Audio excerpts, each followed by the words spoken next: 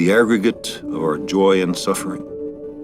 Thousands of confident religions, ideologies, and economic doctrines.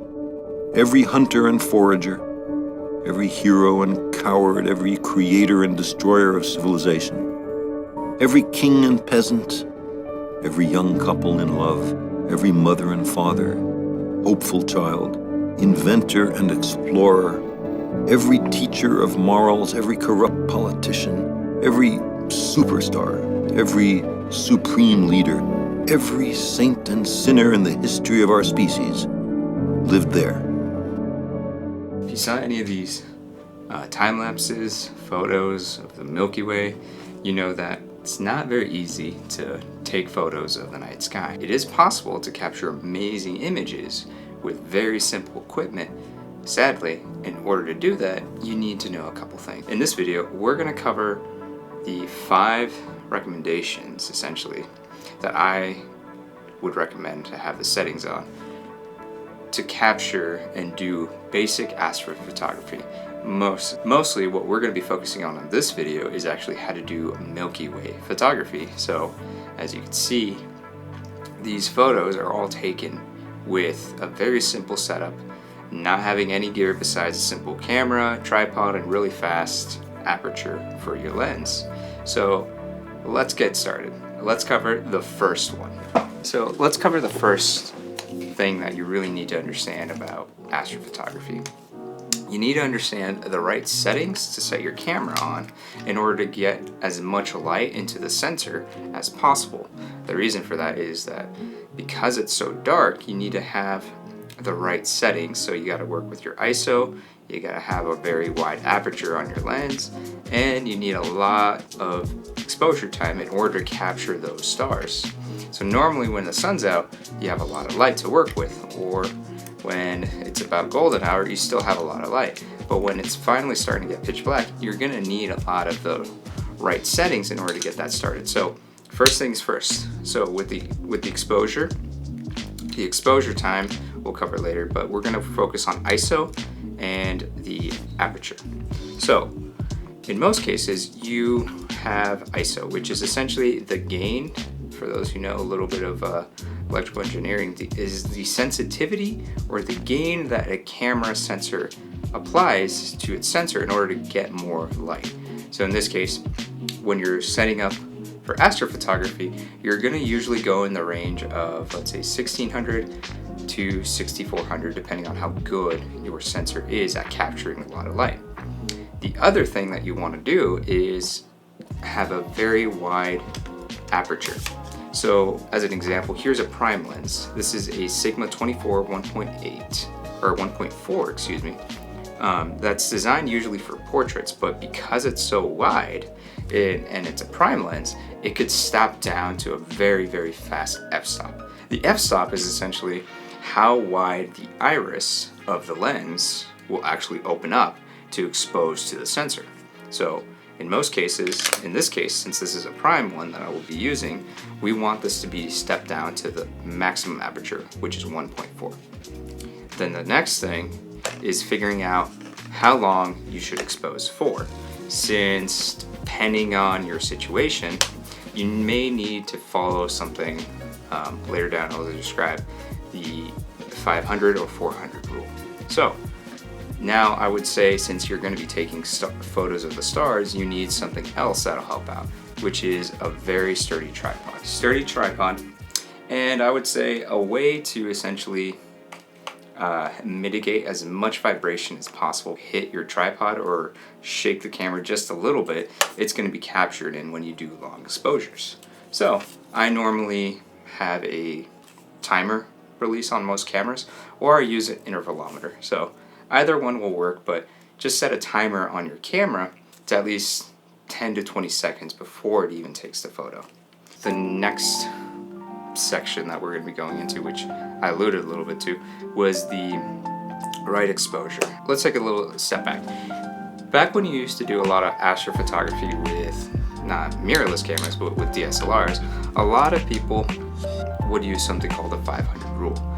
And essentially the 500 rule is a quick and simple way to calculate the upper limit, if you will, of when you should expose your camera. So as an example, let's use this lens again. So what you need to do to calculate your exposure time using the 500 rule is you need to take the focal length, so in this case it's 24, and divide that number through the number 500. So 500 divided by 24 is going to be about 20 seconds. 21.83. So, but again, this is going to be the upper limit of what you want for the length of time that you're getting exposed to. There's other calculations. You could use the NFS rule, but really in most cases, this is just going to be your upper limit. So in most cases, I try to fall under the 400 rule because most new camera sensors are actually going to be really good at capturing light. So in most cases, I would actually go to 400 and then divide the focal length, and that's going to give me, I believe, about 16.6. So 15 seconds is enough. Most cases you may have to round up because most cameras have built-in increments of 5 seconds or so. Anyway, now the thing to keep in mind is if you do have a crop sensor camera, you have to take into account the crop factor first into the focal length. So for example, if I have a Nikon crop factor camera, crop sensor camera, that's going to be a 1.5. So what you're actually going to do is multiply the crop factor first to the focal length, and that's going to be the overall focal length to divide out. So if I have let's say a DX camera for Nikon, and it's going to be a 1.5, I'm going to have to multiply 24 times 1.5 and then divide over to the 400 or 500 rule of whatever you're getting your exposure time. So in this case, if I have that's going to be, so let's do it for the 400 rule, that's going to be 1.5 times 24, that'll give me 36, and then 400 divided by 36 is going to be about 11 seconds. And the reason for that is because the sensor is a little more sensitive to certain aspects about light, you will get a little bit less time. So they're not as good as capturing as much light because they're smaller form factor.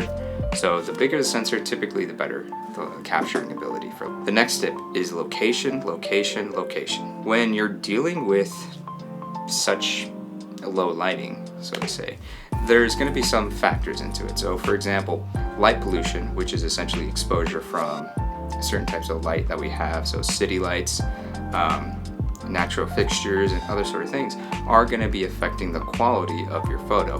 And so because you need it to be pitch dark, you need to be avoiding city lights or areas where there's going to be a lot of leftover light still polluting the city. So for example, I live close to casinos that are in the Vegas area. You don't necessarily want that light to interfere. So I actually use different websites and apps to actually find certified dark skies. And the reason you want that is because you're actually going to be seeing more of the stars without having the lights from artificial lights to pollute the sky. So with that said, what I would do is, for example, I would hop onto dark skies and actually find an area close to me where I could get close to a category 5 or below for good lighting. Ideally, you want category 0, which means there's no natural lights anywhere, to actually pollute it. So some areas, if you're in the southwest of the US, I would recommend is Death Valley, Joshua Tree. If you're close to the Grand Canyon, that's also another option. If you're close to the Las Vegas area, Valley of Fire is okay, it's not perfect. But as you can see, the more rural areas you go to, the better lighting you're going to have. And in some cases, when you don't have, let's say, that good of lighting, what you could also do is slap on one of these guys. So on my lens, I actually have a filter.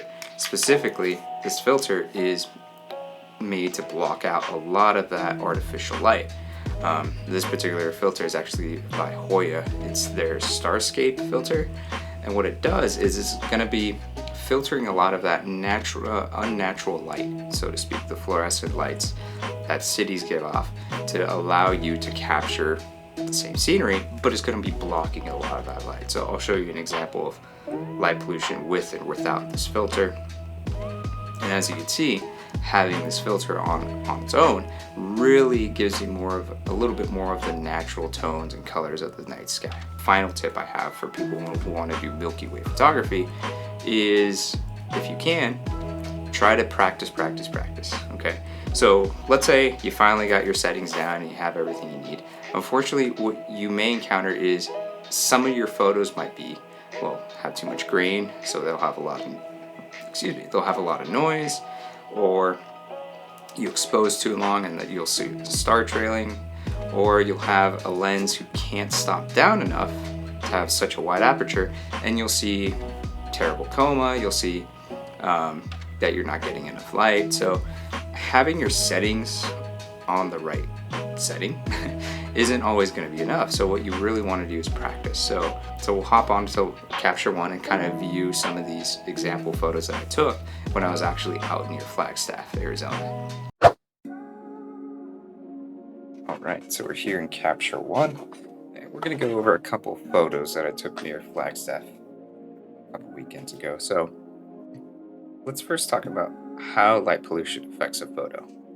So I'll show you an example of where I dealt with light pollution and where I didn't. So in this first one, you could actually see Flagstaff. So we're out about, I want to say about 20 miles out from the main downtown city of Flagstaff. But you could still see that this reddish glow in the corner is actually the glow from the city lights. So as you can see, if you didn't see this, you would actually see a very dark sky naturally here. So here you could kind of see the Milky Way. Naturally, you would want it to see very dark blue. So let me actually show you another photo that I actually did take with this filter on. So here's the same positioning, slightly different focal length, but what you can see is that red glow is actually gone. And that's just simply by attaching this filter, and it's actually filtering out most of the lights in the orange, yellow, and red spectrum, which is most fluorescent lights, and it's canceling them out. And actually you could see it's actually doing really well.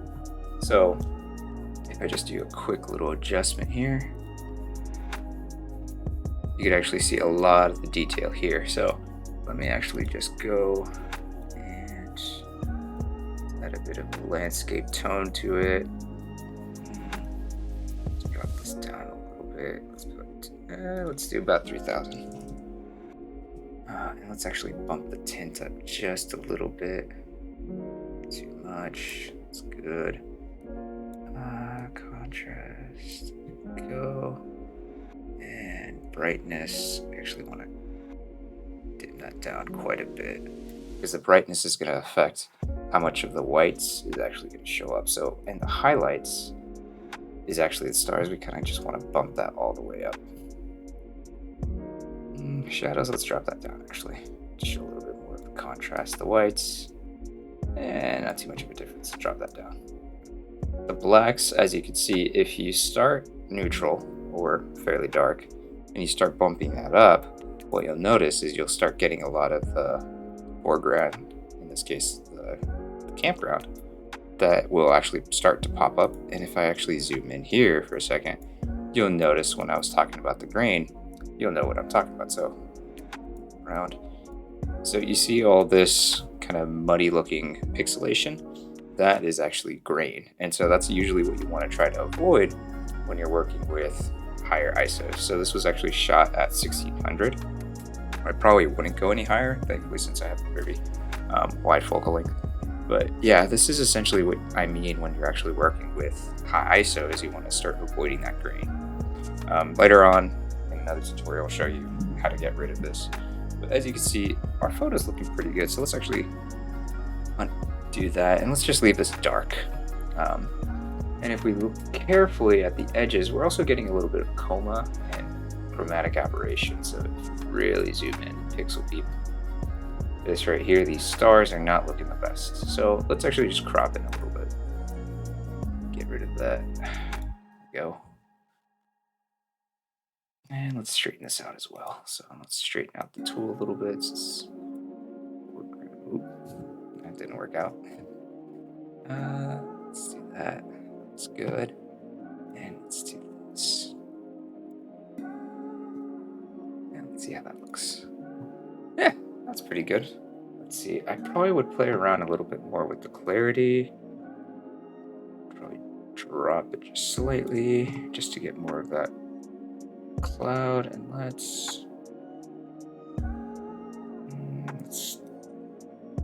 bump up the exposure just a bit. Raise the contrast, and there we go. That's looking pretty good. Now let's actually see if we could work with one that has some pretty bad light pollution. So this has some pretty bad light pollution from the city. Let's see if we can edit it, even if it does affect the photo just slightly. So let's drop this down to 3000 and see where this goes. Okay, so it's getting darker, but we do want to get rid of that red. So here with the tint, what we can do is drop this down more to the blue range. Exposure, bump that up. Let's actually drop it down. Yeah, there we go. Contrast, you always want to work with a fairly decent contrast range for this. I probably would just leave it neutral. Let's see, and then the brightness, let's bump it up a little bit. Saturation,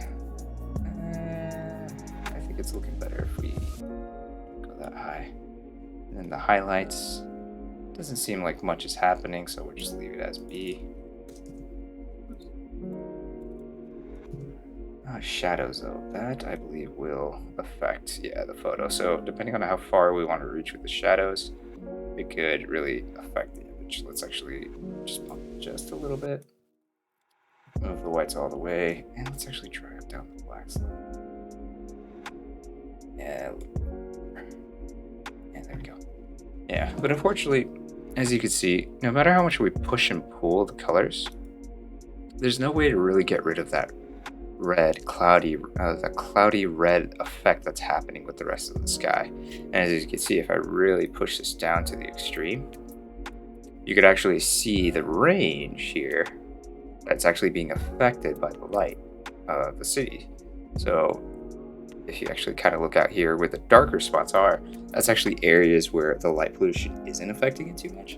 But as you can see, you could understand why if you start going to, let's say, areas where there's a lot of light pollution, like let's say close to Las Vegas or New York or LA, you'll have trouble seeing a lot of the stars. Let's actually put the setback to 0.